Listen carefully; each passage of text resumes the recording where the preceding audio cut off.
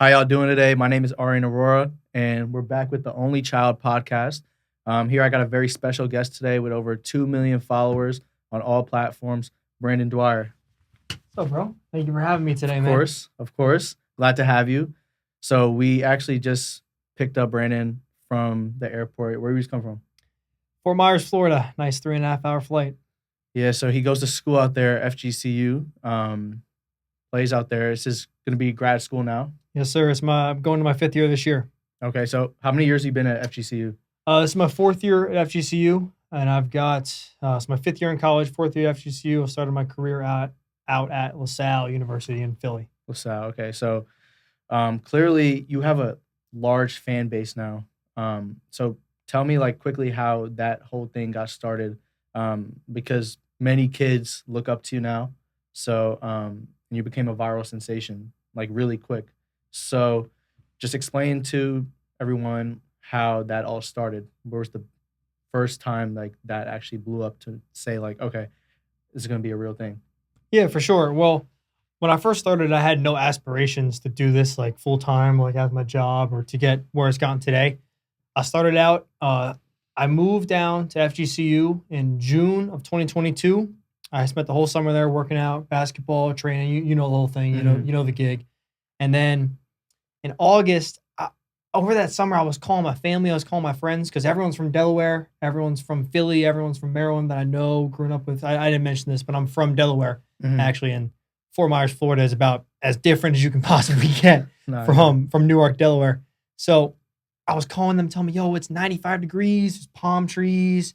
I'm going to the beach. I see a dolphin. Like it's just Yeah. crazy, crazy stuff."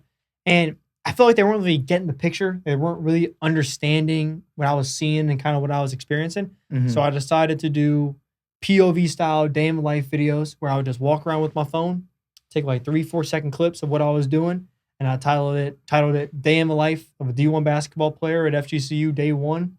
I did that for 20 days, and over the course of that 20-day period, I gained like 5,000 followers. I started out with like 20. Like Yeah. it was pretty much just like my boys that followed me on TikTok. I had TikTok, but I never posted or anything. And after those 20 days, I kind of realized I really liked it. I really enjoyed making content, messing around. I started making more relatable videos. So prior to this, you never had any idea that okay, I'm gonna be a social media influencer doing None. all this thing. Yeah, no, this just kind of, I don't even know how this really happened. It just kind of, It just happened. kind of, kind of just happened pretty much. Like this was never my goal or anything. Wow. Yeah, no, I can't imagine just like one day like waking up and like you're like do you feel like you're forced to be like an influencer now? That like now, yeah, you gained a following and it was cool, but like do you feel like now like that's what you want your identity to be? Um, I don't know if force is the right word. Just because I do post every day on a bunch of platforms, like it has kind of turned into my job. Obviously, school and basketball come first, but I would definitely say social media is third. So yeah, I do say I do like I'm forced to be an influencer, but I've also been doing it now for almost 3 years, and I just love it. I love making content. I love having the platform. I love being a good inspiration to the youth. So I really kind of look forward to it now. Yeah. And so you started college in 2021, right? Yes. So was the goal always to be like a Division 1 basketball player? Yeah, for sure. I mean, I started playing basketball at 7, 8 years old. I played a bunch of sports growing up, but really in 7th grade was when I was like, you know what? Let me lock in on basketball. I'm gonna stop doing other sports. I'm gonna completely focus on that. See if I can go D1. See if I can play in college. So throughout high school, the goal was always to go D1, Yeah. but I really didn't get too many D1 looks. I had a bunch of D3s, bunch of D2s coming out of my senior year, couple prep school offers, but I really didn't have any D1 serious offers or Yeah. interest. But that changed when LaSalle University reached out and they wanted me to be a preferred walk on there. And at the time, I had no idea what that was. I didn't know what a preferred walk on was. I didn't know what a walk on even was. I had no clue. Mhm. But I heard LaSalle, heard D1, heard Philly, Atlantic 10, close to home. I Sounded said, screw perfect. it. I love the coaches. I'm in. I'm doing it. And that's how I got into LaSalle and being a walk on there. Wow. Yeah, like that like I feel like a lot of kids don't know like what a walk on is, what 'cause I feel like everyone just thinks of okay, like the main players. They don't know what like the other I'm gonna say casting crew is, like what goes that goes with That's a it. good way to Like, put it. yeah, like there's so many other like pieces that like make a team. Like you can't expect 13 players on the team to play. Like you're Yeah. gonna need players to bring in that energy, Or you need your culture. scout team heroes, bro. Yeah, You need your scout team literally. guys. Yeah, and then Loki the scout team be going crazy in practice. Low key, on the low, on the Yeah, low. That footage hasn't been released, but on the low. yeah. Nah, like my path is kind of a little different than you. I went to a prep school, so like IMG, you Mhm. know. Yeah, I'm familiar. Yeah. So, a very big school. Literally like half the class went D1. Like it was a huge number, and I went from, well, I went to school originally in New Jersey, went down to Florida for 3 years. Then I decided I want to come back to New York, so then to play at Manhattan. So that path going back northeast, um, I remember like entering my freshman year, like entering Division One basketball. I was like, okay, like this is a hard adjustment. Like this is It's facts. very not It's, for me. Like I thought I would have to transfer after 1 month. Like I was like, I wouldn't say I was depressed, but I was like very like out of it. it's eye opening. I mean, I remember my first summer at LaSalle, and I was, I'm 6'2". I'm not very athletic. I can't jump too high. I can shoot, but that was kind of what I was really good at. But I was probably like 160 pounds, Yeah. tiny little guy, and I'm guarding, 24-year-old, 6'5", who's been in college basketball for 6 years, Yeah. and I'm going against him, bro. It was like shocking because in high school, like, I'm sure you were the guy. Yeah. In high school it's Yeah, just you were the guy. You're the best player, one of the best players on your team. You went to college, bro. It is a different level. It is a different level, it's especially if you're crazy. not a bigger guy. Like if you're like a Yeah. smaller guard, like especially Undersized point guard, undersized yeah, shooting guard, like it's honestly like it's tough. reality check. Like, Yes, and so you're gonna start questioning, like, for all like the kids who want to play Division One basketball, Division 2 basketball, Division 3, whatever level they want to play, you're gonna get to that level and realize that okay, it's college basketball now. It's not high school no more. Like, you got to find how to embrace whatever role you're given. for And sure. I feel like when I was a freshman, I found it very difficult to embrace my role because I was on a team with 10, 11 super seniors. So I was the only freshman on the team. Um, I didn't know, like, have any guidance or anybody my age I can relate to. So it was very difficult. So freshman year was a learning year for me. But then as I started to get into my sophomore year, a lot of things happened with my coaching staff and everything, but I started to like embrace my role. And then I would say like towards that year, I became much happier. So like I feel like as a Division One basketball player who say doesn't play as much as other players, how are you able to like maintain your mental health and maintain like happiness? Because a lot of players go through mental health issues every day. So how did you maintain staying up? Yeah, well, I mean, one thing I tell myself and that my coaches would tell the walk-ons and the scout guys who don't play is just be an all-star in your role. And I found that there were really two options that I could buy into here, kind of like what you did your freshman year, where you were kind of fighting against it, like fighting against your role or what a walk-on is.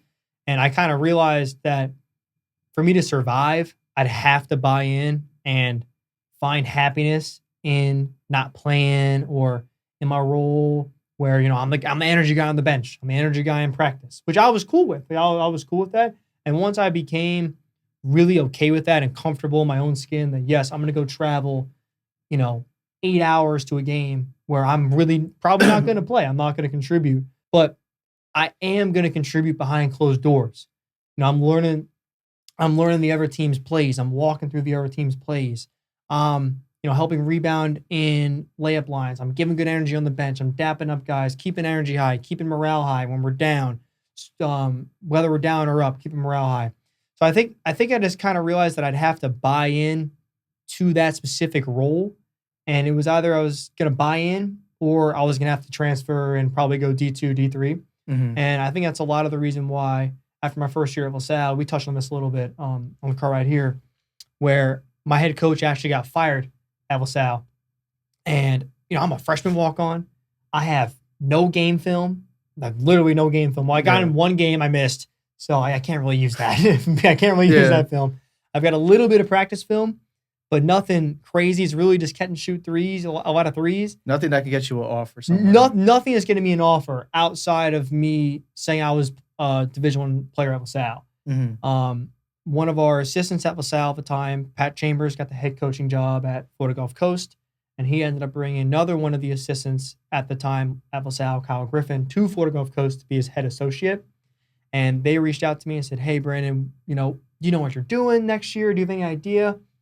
I'm like, "Coach, I have no idea. I don't know if I'm entering the portal. I got to see who comes in as the head coach here. Yeah. If they even want me to still be here and be a walk-on." Thankfully, they did, so I had that option. Do I go D2? Do I go D3? Do I go JUCO? Like, what do I end up doing? Your head's here? all over the place. Do I stop playing? Like what happens? Yeah.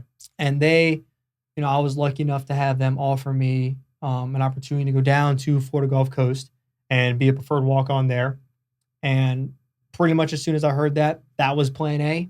Got accepted into the school. They had a roster spot open, headed down there, and the rest was kind of history. But I think a lot of the reason why they offered me that position, that opportunity to do that, was because I was able to buy into being a walk-on, because they weren't taking me down there to go and play, go play 40 minutes, go average 20, win then games. They took me down there to be the morale guy, the locker room guy, to be the guy who does all the little things behind closed doors that, the average fan has no idea that happens.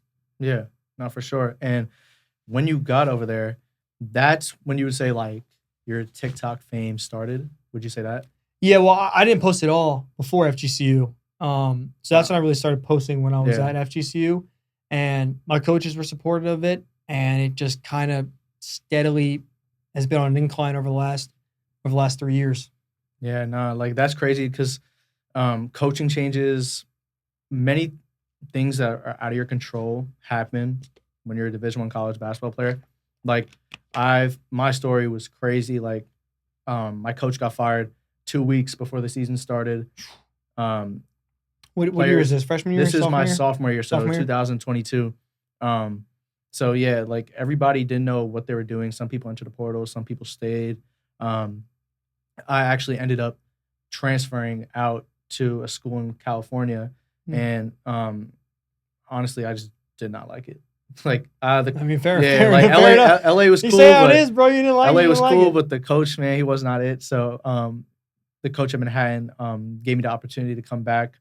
And honestly, the last 2 years at Manhattan have been the best time of my life as a student athlete. So I'm thankful for those moments, and I'm glad I did come back. But no, I'm not going to say every experience you go through is a learning opportunity. Yeah, for sure. And even if it's a good experience or a bad experience, like, they're all going to be beneficial in some way to help you figure out what you want to do in life and everything.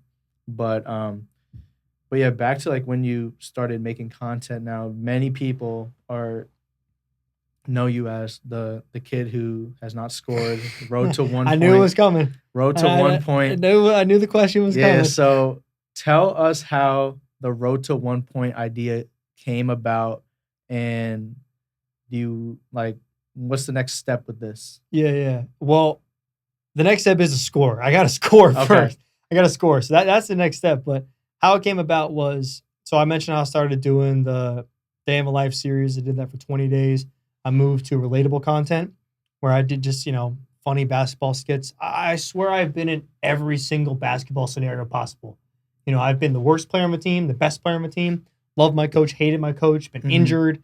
My dad's been the coach. Like, I've had every possible scenario. So I was just making content based on my past experiences through basketball. And it just so happened a lot of people were able to relate to that. And by January 2023, I hit 100,000 followers on TikTok. And then, so about 5-6 months in, and then March of that year, I hit around 250K on TikTok. And then it happened. This random guy, I don't remember his username off the top of my head, but I don't know who it was. He stitched one of my videos, just one of my random, normal basketball videos, with my ESPN page. And my ESPN page is my stats, where I have 0 points, 0 rebounds, 0 assists, and 0 steals, baby. And that video got 12 million views, 13 million views. I remember off his stitch. Okay. And I wasn't on TikTok. I wasn't on my phone at all that entire day. And I went on TikTok at like 5 p.m. because I had live practice and like class. So I wasn't even worried about making content until later that day. Yeah. And I saw like 30,000 followers gained. I was like, oh, I got hacked? Like, what happened? Because I didn't post them. I'm like, one of my videos go viral, so I was scrolling through my thing. I'm like, how's everyone know I have no points? I went to my mentions. I was getting mentioned in that video like crazy. I saw that video. You posted the video, and I was getting clowned, bro. And I was Like your teammates and clowning you? Teammates getting clowned. The internet was clowning me. My coaches were clowning me a little bit my about God. it. Because, bro, it is funny. Like, Yeah. it is a little funny. And I was like, okay, I have two ways to look at this. I'm either going to fight it and be like, man, screw you. I'm D1. I'm better than you. Like, you're some random kid probably sitting on the couch, whatever. Or I'm going to embrace it. And I'm going to laugh at myself about it and really embrace the whole 0-point shtick that I've embraced today. And I remember my first video I posted after that stitch happened. I went and filmed it that night. It was me walking into the gym and like throwing the ball up to myself. And it's like me ready to play in my game just to score 0 points. I remember all the comments when I did that flipped entirely. It went from, oh, bro's cool, bro can take a joke, like, bro, like, bro's funny, et cetera, et cetera. Instead of people clowning on me, it turned into people rooting for me. Yeah. And your question with how did the road to 1 point, how did that happen? Mm-hmm. It was actually a comment. I stole it. I stole it completely from a true? Comment. Like, the person who commented still? I don't know the username. I have a screenshot, so I could find it. And I definitely could find the guy with the stitch. Yeah. I'm pretty sure it's still on his page. Mm-hmm. But some kid commented, or some guy, some girl, I don't know, commented, he's on the road to 1 point. I'm like, bro, that is genius. I am using that. So since then, I've just steadily been doing the road to 1 point. And keep in mind, this was after my sophomore year. And I'm now going into my 5th year. And we're still on the road. So we're still at 0. We're still at 0. We're still at 0. We did get 2 shots this year. So were they good shots? Like, did you hit the rim? We hit the back rim. It was the same shot. It was a right wing three. Oh. Both times. Back of the rim. And we missed. We missed both times. And the first one was bad. The first one I was wide open. Like lick your thumb, check the wind, wipe your sneakers open. Yeah. Sold. Completely sold. Richmond, same thing. I caught it. I got a down screen. Ran up, caught it, jab step, the guy moved, shot it. I almost turned around. Bro, I thought it was good. And hit the back rim, bounced right up, and it didn't go in. So now I got 30 games left. Yeah, now it's going to be your 5th year. 30 games left, bro. 30 games left. Hopefully more. Hopefully you make the tournament. Yeah. Hopefully 35 games. 35 games. That'd be fantastic. Yeah, like that whole thing I find amazing, like how you were able to embrace a negative and turn it into a positive where people are rooting for you. Because a lot of kids, like, they'll take it to heart. They're going to be like, oh, like, nah, fuck you. Like, but now you change the whole narrative on it. And a lot of people can't do that. So I feel like that as a basketball player to embrace the jokes coming at you is like the first step of, happiness in your role. Like, you should be able to take a joke. Yeah. I mean, I think it's a lot, not just basketball, but like with social media too, is, there's so many trolls out there, so many hate comments out there. I get so many hate comments, but if you can laugh at yourself, like, because I'm not gonna lie, hate comments are pretty funny, bro. They like if I take a step back and don't take them personally, they make me laugh. Like a lot of times they make me laugh. If they're not hating on you, you're doing something wrong. That's fact. That's a fact right there. It's a fact. That's a fact. If you're getting only positive comments, I'm not saying that's a bad thing, but I agree, if they're not hating on you, there's something going on there. If you're getting hate on, you're doing something right. Yeah. So now I want to just touch on this. So that whole series started, and now you have a pretty decent following of about 1 million followers on TikTok, and you're gaining more followers on other platforms. Now, as a player who has never scored, who's never put the ball through a hoop ever. I've done it before. Okay, he's done it before. Not at the collegiate level yet. He's laughing at it. Our camera guy. Yeah, the camera guy laughing. I'm telling you, it's funny. It's funny. But look, this is what I love about it. You've never scored. You've never done any of that. You're the last man on the team, but second to last man on the team. Give me some credit, bro. I was 14. Okay, my bad. Yeah, second to last man on the team, but you are making multiple deals and you're using NIL to your greatest possible, highest opportunity you can. So, as a player, who does not score, does not play, how are you able to capitalize on NIL? Well, I think that's a really good question because so through building like the platform of social media throughout all the different, TikTok, Instagram, YouTube, Snapchat, whatever it may be, when brands started reaching out, it kind of blew my mind because I thought NIL was, for the Zion Williamsons of the world, the Cooper Flags, the top draft picks in football and basketball and hockey or whatever. Not me. Like, not me, bro. Like, I didn't think I was what NIL was about. But when brands did start reaching out, I was like, yo, okay, what do you want me to do? What kind of content are you going to make? And a lot of the time, like a good example here is C4. I've worked with C4. And C4 is like, yo, all we want you to do is have high energy on the bench in a video and say you're energized by C4.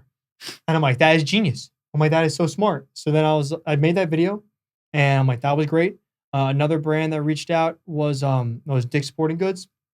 And the video I had to do for them was I had to talk about how I'm working out every day to score my first point. And then once I'm done working out, then I go to Dick's and buy some like cool swag, whatever, like cool gear, shirts, shoes, whatever it may be. Venmo, another one I just did. They had me talk about how I was playing one-on-one with my boy, and my boy was talking trash about how I was bad. Playing for bread? That's not for that. So what happened was it was like spring break or whatever. Like that was like the concept of the video. We were playing one-on-one. I'm like, he beat me, but then my boy like bought me some stuff with the Venmo debit card. It's like made me feel better about how I'm not good at basketball. And I'm like, hey, if they're liking it and I'm able to market off of it, then why not? Why not keep it rolling? Grant, there are other brands that are not like that. That talk about more like content creation, how that works. Like a few of the brands I've worked with outside of the ones I mentioned are, I've worked with Dr. Pepper. I've worked with Meta. I just worked with Oreo, and that was sick. That's actually where we met. We can touch on that later. Yeah. But I've worked with upwards of 20 to 30 brands over the last 3 years. What's your favorite brand that you've worked with so far? Probably Tinder. Tinder? Yeah, okay. Probably Tinder. That one was pretty funny. What was your promotion with them? Like, what did they have you do? I had to do a day in the life where after practice, I would talk about how it's a struggle to find time in the dating scene being a student athlete. So I just literally swiped on Tinder. That's funny. Swiped on Tinder. No, that's funny. Or on blanking. What was the other one that I really like? I really like the Dick's one. The Dick's Sporting one. That one was really cool. Just that's been a big brand like in my life. So the fact that they reached out and wanted to work with me was What's one brand that like you haven't worked with that you really want to work with? Chipotle. Sponsor me, please. Sponsor them. I go there. What's your order? Okay. All right. Double white rice. Okay. Double pinto beans. The honey chicken. Mild salsa. Double corn. Lettuce. And vinaigrette. All right. With an ice water. Got to keep it cheap. Low-key, I go to Chipotle, not gonna lie, I'd be like, can I get a water cup? I don't. See, I have too much like morals. Like I don't do that. I'm like, not gonna lie. I just because I'm like, all right, I put lemonade. Because the water is right under the lemonade thing. Yeah. So it's really easy to just kind of halfway put on the water. You done it before? Yeah, of course he has. I mean, everybody does it, bro. I'm not saying I've never done it. I've absolutely done it. But more times than not, I like to get the water because they actually got caught on to me. Mm-hmm. And for like a month, they wouldn't give me a water cup. Oh, my God. Because they're like, yo. I've been denied a water cup before, too. I've been denied what? Bro, I can't even score and I can't get a water cup. Like, can I get anything? Like, can I get a win? Can I get a win one day? That's crazy. But yeah, the whole NIL thing, that's blowing my mind with like how that's all transpiring. I have a management now, which is sick, and they kind of can't believe it, the whole thing. So it's been a really cool experience. Yeah. And would you say it was like a fast journey to all this? Like happened quick? I didn't really start getting brand deals about like a year into making content, but my goal was to never really, be an influencer or, make money off of this. Yeah. It was purely, I really enjoyed making content. Mm-hmm. And my cameraman, who initially it was just a business transaction, he's now my best friend. Like, love him. He's great. And so we would just go into the gym, screw around, make dumb videos, and just so happened people liked it. And then brands started reaching out, management started reaching out, and I was able to monetize this. And now I'm super motivated to do it because now I also get to make the content, but I also get to put a little money in my pocket and inspire a bunch of kids, Yeah. even though I don't play. Shit, like there's so many kids who wish they were in your position, and I feel like a lot of people take being a Division 1 basketball player for granted sometimes. I agree with It's that. so many. Think about it. There are hundreds of countries and millions of kids who want to play at this level, and for us to have the opportunity to do it, whether we score 1,000 points, whether we score zero, we're still looked at as a role model to these kids because they want to be in the position we are. So like, um, for you to take a role where like you're not playing as much in the game, but you're still making an impact and showing kids like, look, like you can still be on the team, not be the main option, but you're able to still capitalize and make money through college basketball. Yeah, for Yeah. sure, for sure. I mean, it just taught me a lot about like teamwork and like camaraderie. Like, there's a role. Like, if you play your role to the best of your ability, Mm-hmm. then you're going to be successful. Yeah. Now, your definition of success may be score 1,000 points. Like my definition of success was score 1,000 points, but after being a walk on for 4 years, going into my 5th year of being a walk on, it's changed from scoring 1,000 points to doing the little things behind the scenes to really impact the team that no one really sees. Yeah. No, yeah, like it's so many other things that um being a walk on, like they do all the like the dirty work, like the a lot of people don't understand or see or like, and they get a lot of times they get no credit for it. So for you to really embrace it is just inspiring for like all walk ons, all players, even all college basketball players. And I say they always told me this: all walk ons are gonna be like the CEOs, like because Oh, it's they're fact. That's a like fact. That's a fact. because once you're able to be like selfless and like put others in front of you, like that just You're gonna go shows, places. yeah, You go great places in life. character and everything. Sure. But yeah, good shit. Now, Appreciate that, bro. You too, man. You're a walk on too, man. Don't yeah, discredit yourself. I'm gonna give you a little nah, shout out yeah, too. it was an experience for sure. Definitely a lot of ups and downs, but yeah, it was a great experience. Mm. But now I want to talk about how we met down at the Final Four. It was kind of random, but so basically we were in where we San Antonio Yeah, for the San Final Antonio. Yeah. Four, and you were doing a deal with Ritz. Ritz, yeah, I was Ritz. I was working with Ritz, but I was an Ritz athlete. But the sponsorship videos I made were with Oreo. Hmm. Yeah, so um, all those videos and everything down there, did a lot of content over there. My so the week, so what was it? Maybe like a month prior to that, we played in the CBI tournament. And a month before that, we had no Yeah, idea. no, Like we had no didn't know each relation. other. He Yeah, didn't know didn't who know each I other at was. all. Yeah, I've heard of him through social media, but like I didn't know. I didn't know this appreciate dude. that. Yeah. Yeah, he wants a little motion right now. A little bit, Yeah, nah, little bit. but yeah, so like I remember um our coach's son, he like looked up to you. He was a big fan. So then I remember he got like a picture with you and he showed me. I was like, oh cool, like, and then I just remember that. And then when we went down to Texas, we were at what was the first day we met? It was at the game. I think it was after the It game. was after the game, I Yeah, think. It was after the after the game. game. So yeah, like I wanted to tell him that like one of our coach's sons was like a fan.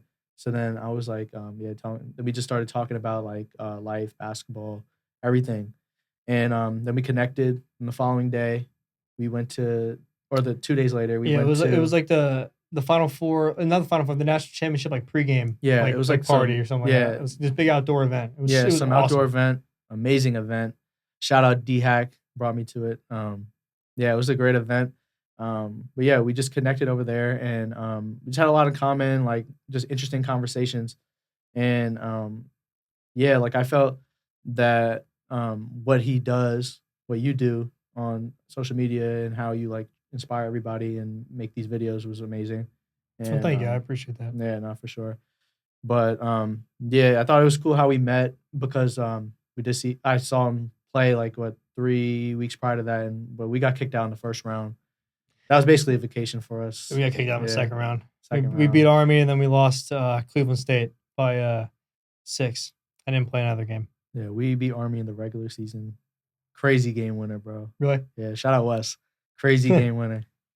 But yeah, that was insane. But nah, that Final Four experience was crazy, bro. Meeting like all those content creators from like Kai Cenat stream like Ray, Cash, Nasty. You see I remember in high school like I played against Julian Newman. Like he was doing content creating now, so it was like cool to see like his evolution of like what he's doing now. Like people like that. It was just like people you see growing up. Like you're here. So how was your Final Four experience? I mean, it was Overall? great. I mean, I met, like you said, I met so many content creators, and I was able to be a Ritz athlete. So I was at the Ritz pop up in the like the inside convention center part, Yeah. and what I had to do was I had to compete against fans in a shootout Did you lose? a lot. like, like okay, the first I did it for 2 days. Uh-huh. The first day, I'm not gonna lie, the first one I did genuinely lose. Like I did get beat by like Was it a kid? could have been. Oh my god. Not gonna touch on that. But I did lose. It was like some 14-year-old, but I did lose. But to my defense, when I did lose, they got the bigger prize. Yeah. So it was kind of a win-win. Yeah, It was a good like moral helping 'em victory out. for me. So I Yeah. wasn't too annoyed about it. Then I kind of locked in and I won like 4 in a row. And then I felt terrible because they were getting like these little like tiny like sunglasses prizes and like little snacks outside of the giant mystery box. Yeah. So then I was kind of making it close or whatever. But I had a mic. I was like commentating when the fan would shoot, Yeah. and then I would announce their prizes, and that was a super cool experience. I did that for 2 days, and you know hopefully I can come back next year and do the same thing. But that was Yeah. that was definitely really cool seeing because you know I'm a basketball content creator, so the Final Four is the pinnacle of me, like my content creation, like what I do. So much opportunity. So many opportunities, and like walking around the convention center. Just you know, I didn't have this on, but I always wear FGCU because that's such a big part of my my brand. And just getting stopped by a bunch of people, a bunch of fans. Oh, Brandon, like nice to meet you. Like, can we get a picture? Or, Speaking of fans, what are you doing here? What's up? tell me this craziest fan encounter you've had so far. Oh my gosh, there's a lot. All right, first one to come to mind. I was at Publix in Florida, like right near my university. I had to go to the bathroom. I was just by myself. I was getting a pub sub. I was hungry. You know, Yeah. I was hungry, you know. Go to the bathroom and I'm going bathroom at the urinal and I get tapped on the shoulder. And it's this kid and he's like, Brandon, we get a picture? I'm like, bro, give me 10 seconds. Like, I just give me 10 seconds, I'll get a picture. I'm like, he was trying to, I hadn't washed my hands yet, nothing. I was Oh my god. mid piss. I was mid piss trying to get in. I'm like, bro, I don't need, like, give me 15 seconds. I went and washed my hands. I got a picture of the guy outside of the bathroom. Yeah. Because I wasn't trying to do that either. So that was up there. I remember that one for sure. Another one, funny enough, happened at that same Publix. Oh my god. I gotta stop going. You gotta I gotta stop stop going to that Publix. I need to stop going to that Publix. It's that Publix. So Publix, you can still sponsor him. But Yeah, just, Publix sponsor me. It's nothing to do with you, Publix. It's all to do with the interactions of the interesting people I meet there. Yep. But there was a guy who came up to me. He said, "Bro, are you Brand Dwyer?" I'm like, "Yeah." I'm like, "Nice to meet you, bro." He's like, "Bro, he signed his basketball," and he pulls a basketball from behind his back, and I was like, "Yeah, I got Just it." randomly carries a Just basketball. I don't know. I probably maybe he saw me earlier Yeah. or whatever. He pulls basketball behind his back. He said, "Can you sign it?" I'm like, "Yeah, sure. Do you have anything to sign it with?" He's like, "Oh, no." So he goes, runs, he buys a Sharpie, Oh my comes God. back, he doesn't have the basketball. He just has a Sharpie. And I was like, bro, where's the basketball? He's like, "Oh." I forgot the basketball. And then by then, like I was kind of like waiting for him, like looking around, seeing if anything was going on. I checked out. I left. A week later, I keep going to the Publix. And then I saw him again. And he's like, bro, I'm sorry. I forgot the basketball. I forgot the Sharpie. He's like, "Can we just get a picture?" So I ended up getting a picture with the guy. Have yet to sign that basketball for him. But Oh my God. that's kind of two of the crazier ones, like off the court, on the court, and you can probably relate to this too, Yeah. like being a walk-on. You are at the end of the bench. Like, you're at the end of the bench, and sometimes some of these arenas, you're basically in the student section. Like, I'm basically sitting in the opposing team student section. Mhm. So I have nowhere to go. I have nowhere to hide. Like, I'm not going into the game. You're closest to the fans. I'm closer to the fans than I am the action on the court. So I have nowhere to go, and I'm just getting berated with insults everywhere we go, which I think is hilarious too. A lot of them do crack me up. One of my favorite moments ever was my junior year. It was our season opener, and we played at Indiana. And And that was crazy environment, sold out crowd. It was their season opener. And it was a close game. It's halftime, whatever. We go in the locker room. We're down by like 2 or 4, I think. And I'm like, yo, we can win this thing. We win this thing. We walk out of the tunnel. It's dead silent. It's dead silent in the arena, which kind of was like, bro, slow down arena. Why is no one talking? So we get to layup lines. I get the ball, 2 dribble. And I do like a little layup. Student section goes, like starts. Oh my God. I'm too excited. But I start cheering, screaming. Like the whole arena erupts when I make the layup. And it goes from dead silence to just, yeah, let's go. He scored. Etc. And bro, I started dying laughing. Because typically I try to keep my composure in that time, but I was jogging back and I looked over one of my assistant coaches. One of my assistant coaches was like trying not to laugh about it. It goes dead silent again. I get the rebound, nothing. Pass the ball out. I get the ball again. I'm like, all right, I'm gonna shoot a 3. I'm gonna shoot a 3 because if I make this 3, they're gonna go crazy. They go between the legs, hezzy pull 3. I make it. Boom! Like the whole crowd erupts again, and it just kept happening. So I had to like lock in. I'm like, this turned into like kind of my game. Because if I miss, they're gonna boo me. Yeah. I didn't miss. Thankfully, I didn't miss. I went like 4 for 4 in warm-ups. And that was my Super Bowl. Mm-hmm. So that was one of the crazier fan interactions. Another one was, well, a lot of the in-conference teams, well, we play them every year, so they kind of know I'm coming. They know I'm coming to that game. And at Queen's University, they'll bring a whiteboard. Okay. And they'll write questions to me, just me, on the whiteboard. And they'll ask for thumbs up and thumbs down to answer the question. And they'll have like the whiteboard up. And I'm like, hey, Brandon, blondes or brunettes? And I can't answer it, because the ball, like the camera's on this side of the court. So I can't, go like this, like to them. So I just wait till the ball goes on the other side of the court. And I'm like this. I'm like clapping. And I'm like, hey, Brandon, blondes or brunettes? Thumbs up for blondes, thumbs down for brunettes. And I'm just like, and you'll hear like, rah, they all like cheer or whatever. So like that'll happen. Or they're asking them to go in. Like people have brought fat heads of me to games. People bring signs. Another thing, I don't know if you had to do this when you were a walk-on or not, but being a walk-on, but we travel. We're a smaller school, so we really don't travel with many managers. Maybe one. Sometimes they don't bring any. Because Manhattan, we're like the same like size, like same the same level. Yeah, so it was like maybe one, maybe none, no managers. And if you guys don't know, during timeouts, you don't sit on the bench chairs. You sit on these little tiny, like retractable stools. And so it's my job to grab the stools for timeouts, which is fine. I have no problem with doing that. But the student section gets on me for that all the time. They call me chair boy, et cetera, all the time. So I'll kind of play into it. I'll like curl the chairs. You just gotta laugh at it. You gotta laugh at it. I'll like curl the chairs. I had one game at Pitt. Someone took the chair. They reached over and grabbed the chair. Like they wouldn't let me get it when I was trying to go to timeout. So that was something. But at Kennesaw State, my junior year, I think my sophomore year, the bands typically hate me. The bands do not really like me because the bands are near me too. So they're typically always yelling at me or whatever. And my go-to celebration whenever, FGCU, it's a 3 is I do the bow and arrow. When I do the bow and arrow, I typically point it at the band or I point it at the student section. Because it's kind of my way of like getting back at them. Yeah, I'm not gonna. They're heckling you the whole game. You got to get your. Yeah, I'm not gonna say anything crazy to them. Yeah. But like I do a little bow and arrow at them. Like, it's harmless fun. So the Kennesaw State band during timeouts stopped playing their instruments and just chant at me like just chair boy, chair boy, chair boy the whole time. Oh my God. And then so I put the chairs down. I walk back. I'm like curling the chairs. I'm like whatever. Like I don't care. And then next play.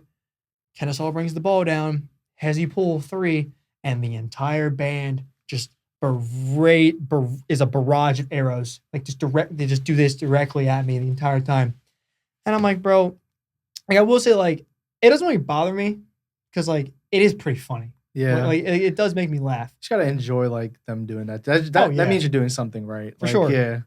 For sure. But now like literally being a Division I basketball player, you have those moments, but like, some of the best moments, look, I didn't realize this till I was actually in the position. But when I was a kid, I've seen a video of who was the one getting interviewed at the... Oh, it was Boston College. I know exactly what you're talking about. The Boston College interview. I seen a reporter ask, what was your like favorite time in college, like best memory?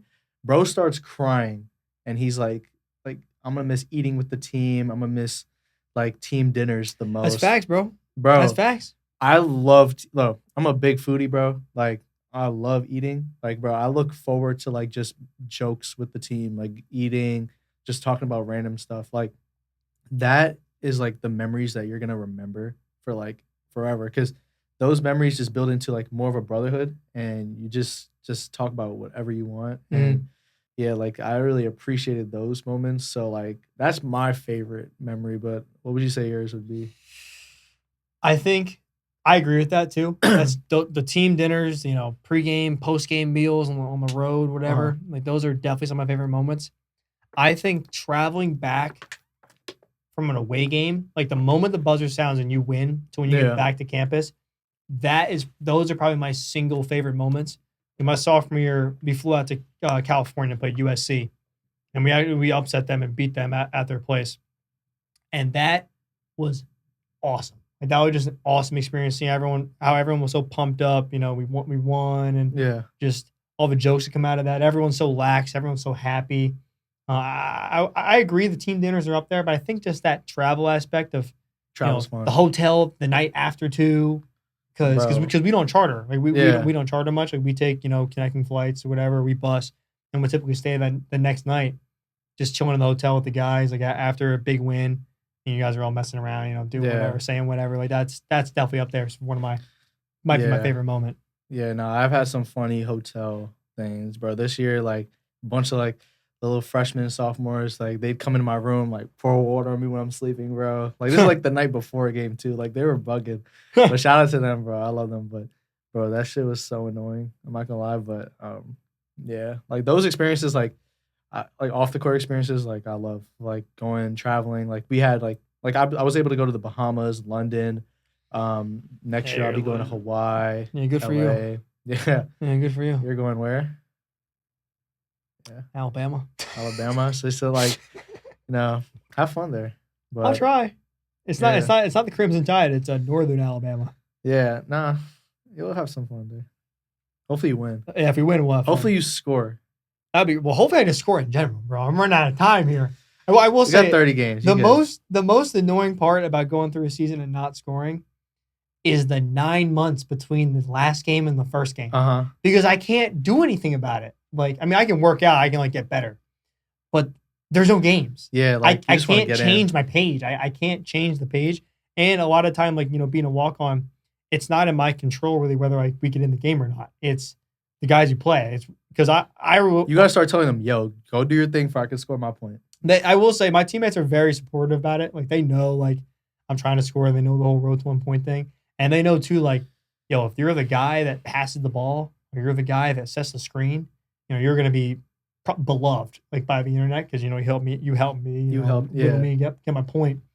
So they're all like for it, and my coaches are all for it. Like Yeah. they're all like supportive in me. But I'll get really two different reactions when I get in the game from the other team. Yeah. I'll either get like, yo, bro, we set a down screen, we set a flare screen on you. Like, So players on the other team like told you what will tell me this. Like, I'll be at the foul line, and let's say like the other team's at the foul line. They'll be standing next to me and they'll be like, yo, bro, I'm gonna get you. I'm gonna pick you up on defense. If it's hit a flare, if it's hit a down screen, or you're getting pick and roll, I'll get stuck on the screen, and like get your shot. Like just get your shot off. now it's on you to make it. And he's like, bro, if you make it or miss, I don't care. Well, I'll let you get your shot.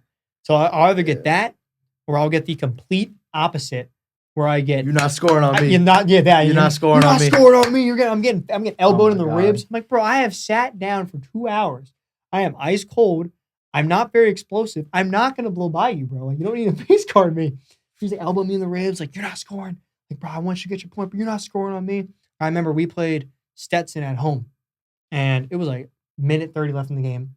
I check in the game, and I hear their head coach or one of their coaches, Stetson's head coaches, go, he's not touching the effing ball. I'm like, bro, It's like, crazy the coaches it's are not on that deep. Like this, I just want to get a bucket. And then after the game, like they'll be like, yo, not on us. It's like, I hope you get it, but not on us. It's funny how like the whole college basketball world is just like watching this now. Like I feel like everyone knows about this story, and it's just like it just now every team does not want to get scored on. Like, They the don't coach is like, they don't want to "No." be the team. Yeah. It's beneficial. It's good. It's good. It's good publicity. It's good publicity if you're a team. Like, please, just let me score. It is good Just publicity. I'll get tell you stuck on a that. screen, please. Yeah. Or maybe let me backdoor and get a layup. That'd be sick. Or foul me. Anything, Yeah. please. I'm running out of time here. Nah, it's crazy.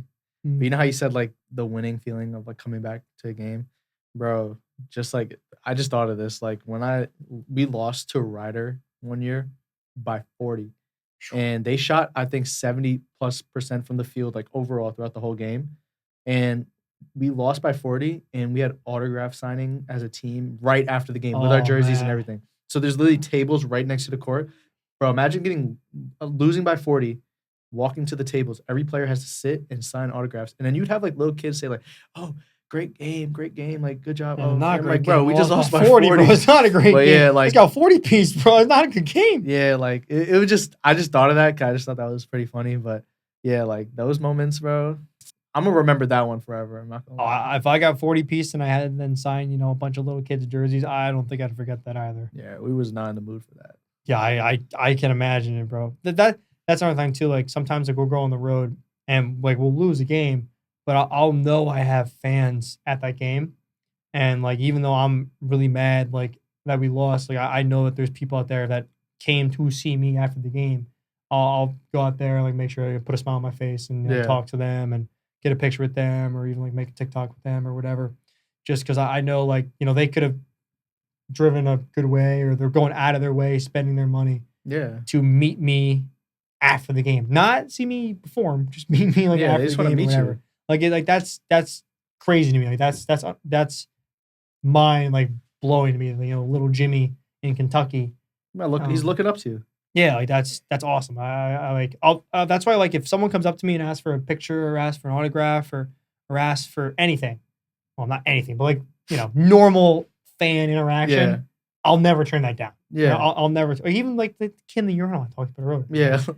Yeah, like, just give me 15 seconds and when we can take the picture outside the bathroom. Like that's like I'll never turn down a fan interaction because like I know like when I was a kid, if I went up to somebody that I looked up to and they turned me down, I Oh, would, I would hate that. never forget that. I Yeah. would never forget that. So I always try to put myself in their shoes. Like even if I'm having the worst day ever, we just lost by like you said, if we had lost by 40 or whatever, I'm still gonna try and put a smile on my face and be nice to Yeah. fans.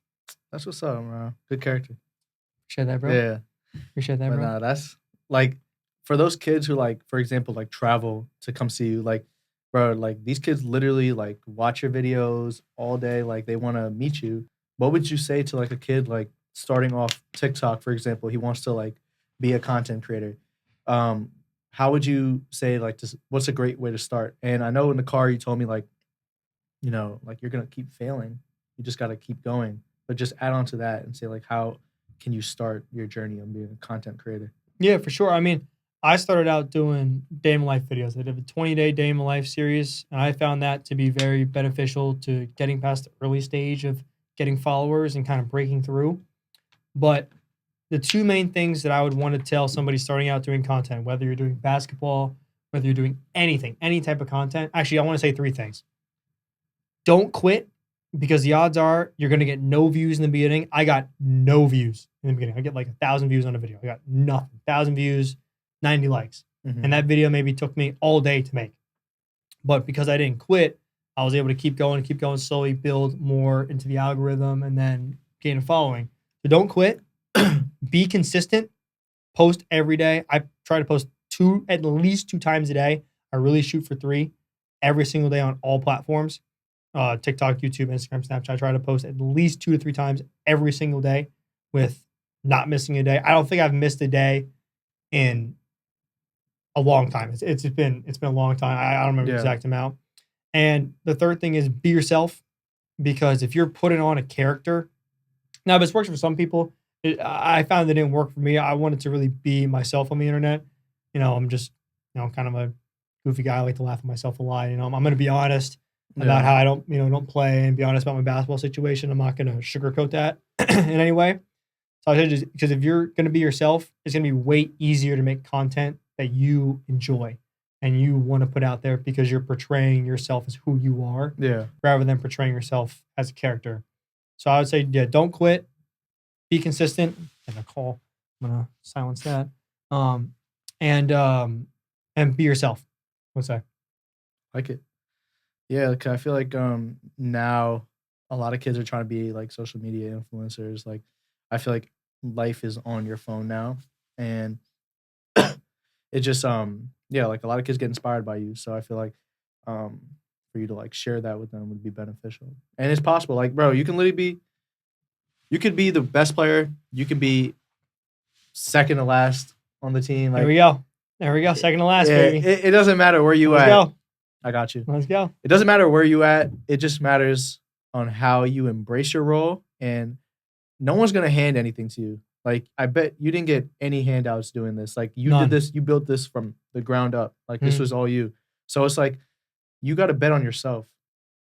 You can't just quit because like what if that one video you're gonna make blows you up? Yeah. Like you just gotta keep going. You gotta keep going, and yeah, being yourself. Like you gotta just take your ego away, get rid of the outside noise. Like people are gonna laugh at you. You're gonna people in school, your teammates, even coaches. Who knows? They might hate on it. They might be like, oh, it's not gonna work out. But if you feel like in your heart it's gonna work out, you just gotta keep going. Hey, you never know unless you try. You got to try. You just go out there and post the video. If it's just terrible and everyone clowns you, post another video. Because my teammates never really clown me. Yeah, they're messing with me, but it was never It's like out of love. it was out of love. But it turned from we got the TikToker over here to like, hey Brandon, like we do a video or something. We do a video together or whatever. And so now it's like it's really flipped. But that took me a long time to get there. It took me 2 years Mm-hmm. to get to that because I'm now the last person remaining from the first FGCU team with that staff. Oh wow, yeah. It's just me. So every single person that's on that team now did not know me before TikTok. They've only known me post TikTok. I think it's really cool. That's really become a really big part of my identity of who I am. But yeah, I would just say, bro, if you're gonna get clowned, who cares? Post Yeah. the video. You never know. Change your life. But yeah, no, Brandon, I just want to thank you for coming onto this pod. I feel like a lot of people gained a lot of knowledge today on who you are and what you do and how you like inspire people. And you inspire me, bro. I didn't know too much about you, but like with how you embrace your role and how you um, like are a good teammate. And I feel like a lot of people need to hear that. I just think what you're doing is amazing, and I know you're gonna do like amazing things as you grow older. But yeah, but I just want to thank you for coming on to the Only Child podcast. Yes, sir. Thank you for having me, man. Thank Yeah. you for having me. Till next time. I appreciate the glaze at the end. I got you.